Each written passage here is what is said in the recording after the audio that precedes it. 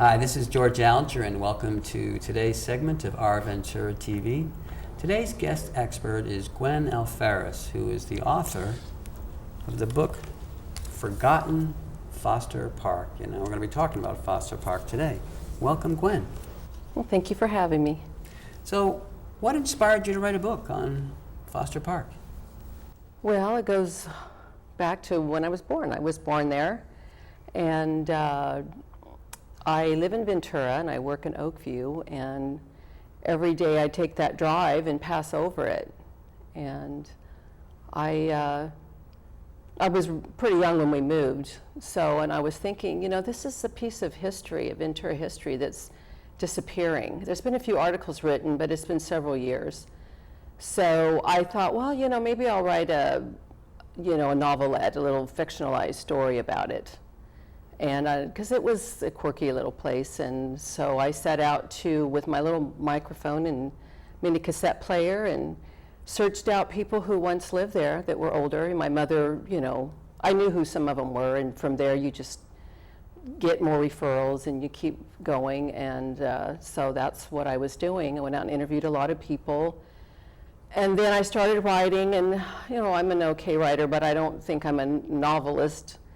So I just couldn't get it going, and I thought, but these people really helped me out. They deserve me to finish it in some form or another. So I contacted this company to see if they'd be interested. And sure enough, they gave me, after I'd already worked on it a year, they gave me a year to put the book together. And they have a standard of how many photos and word captions, how many words in a caption. And so all I really had to start was just a box of photos that were my grandfather's, the slides. And I thought, well, I don't want a book about just my family. So I figured there were probably all these other people. I went out and just sort of rated their photo albums. And, some of these books are more about, they have families, but they're big pioneer families, or they're about buildings and when this was established. And I thought this was just a little, oil patch town. There was no big, there were a few pioneer families, but it was just one of those little towns like that. And in fact, before we get too far, not everyone even knows where it was, all right? Could you actually describe where? Sure. It's, from the 101, you go out the Highway 33 to the Ojai Freeway, and it's about 5 miles inland. Just about a half a mile north of the Quinata Larga Road. And it's where the freeway ends there, and just before it ends, the freeway ends right there just before the Edison curve, before you get into Casita Springs. But that little strip there, where some people may remember or see that retaining wall with those caves in it. Now those were part of the town. Those were businesses there. So that is Foster Park. When you take that road out, just think about you're driving over a small community. Yeah, now speak a little bit more about those caves since they're still visible. When you say they're part of businesses, what kind of businesses have caves? Well, actually, from my research, I found that it was one where the caves are. One of them was the bigger one. That was the back of there was a cafe, the Foster Park Cafe, which later became the Golden Chick in the 60s. But from what I've been, and that was I believe was their storage room, and from what I understand and what I've been told is that was used for cold storage. And there's another I think those are both there at the cafe. But next to the cafe, if you were to drive the old road, the old Ventura Avenue, you could see a foundation of some gas station pumps. And that was the gas station in a garage there. And that's there at the intersection of the Ventura Avenue and what was once called the Casitas Pass Road, which was actually part of the El Camino Real.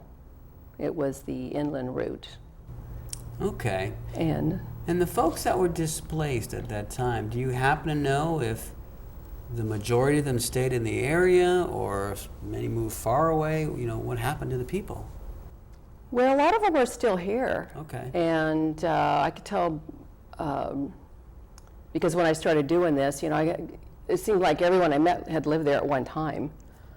And but the people that were actually owned property, most of them moved nearby, like our family. You know, we moved a few miles north to Oakview, and my grandparents lived next door to us. And so a lot of people are, yes, they're still around. Okay, that's great to hear. And in a description of it, I think it's actually on the back of this book, it sort of describes very different perspectives of that town. Could you speak to that? Well, Foster Park was the place that you didn't, some people would call it, you know, if you went through it and sneezed, you'd miss it.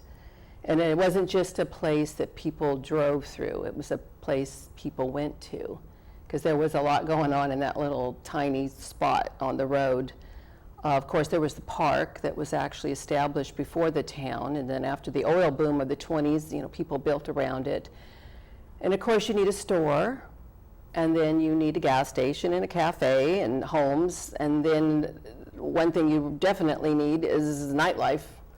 And in the beginning, they called it the Moose Hall. It was established, it was, from what I understand, part of the Loyal Order of Moose.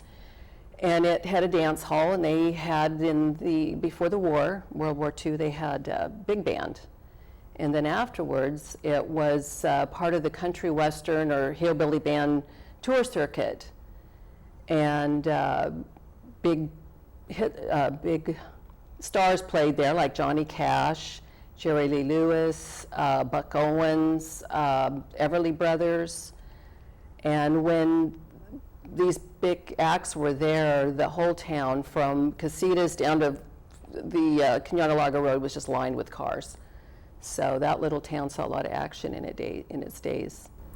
Wow, and do you know how many families and businesses were displaced when the highway went in?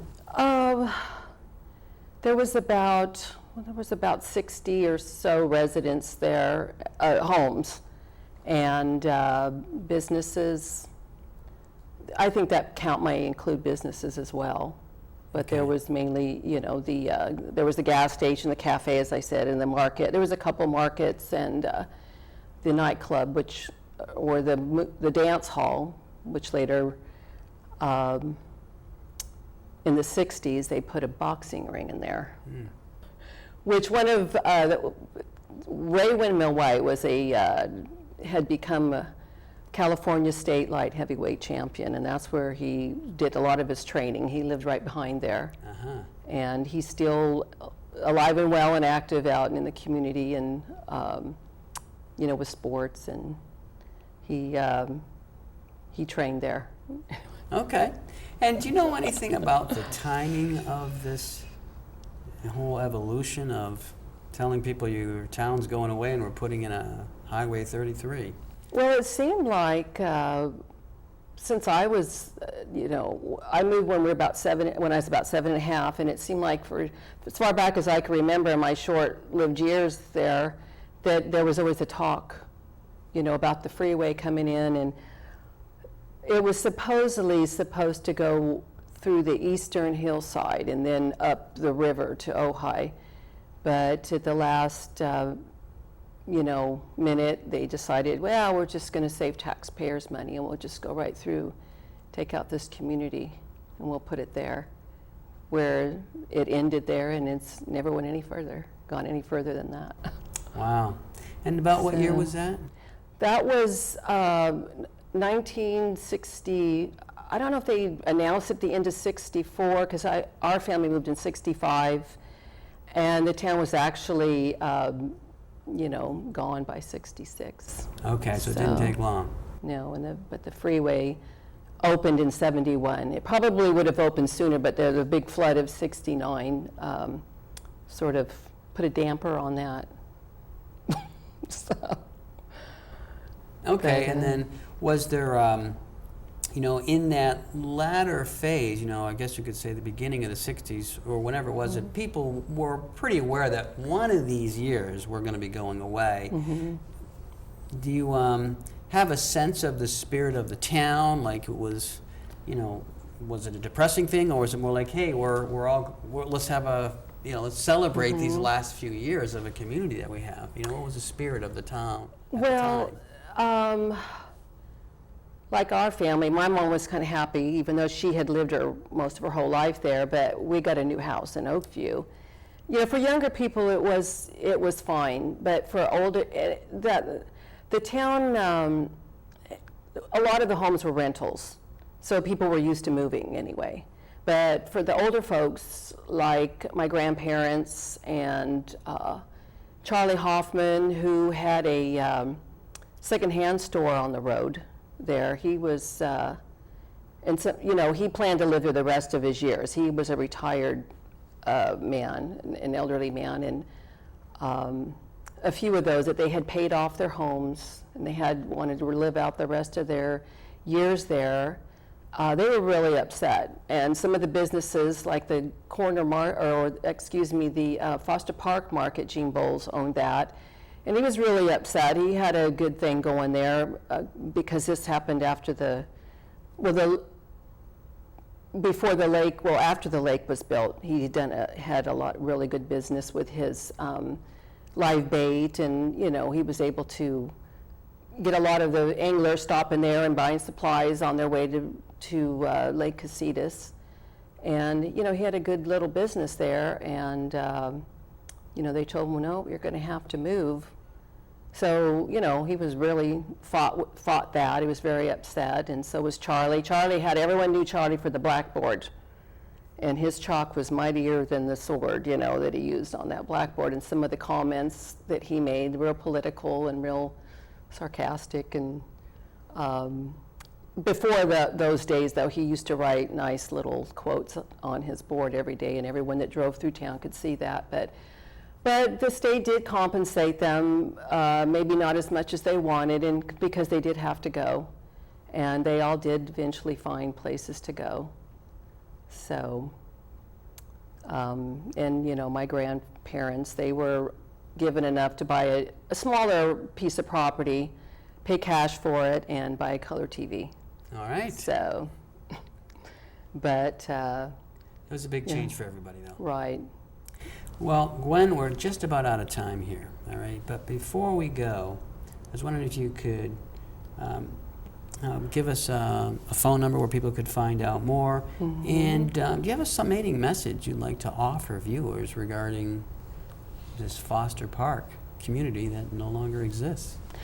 Well, it's not just about Foster Park no longer existing. There's a lot of little small-town America and the culture that's gone.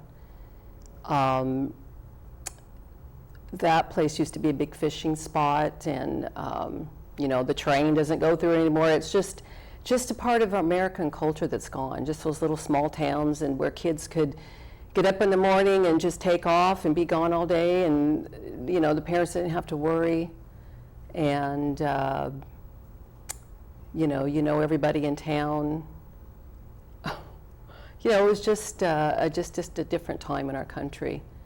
That is, like I said, it's not just a town, it's a part of American culture, and days that are gone. So it's people, if there's something you treasure, just, appreciate it while you have it, because things change. So. Well said. And is there a phone number you wanted to leave? Yes, if they wanted more information, it's area code 805-746-5711. Thank you very much, Gwen. Thank you. This is George Alger signing off for this segment of Our Ventura TV. Until we meet again.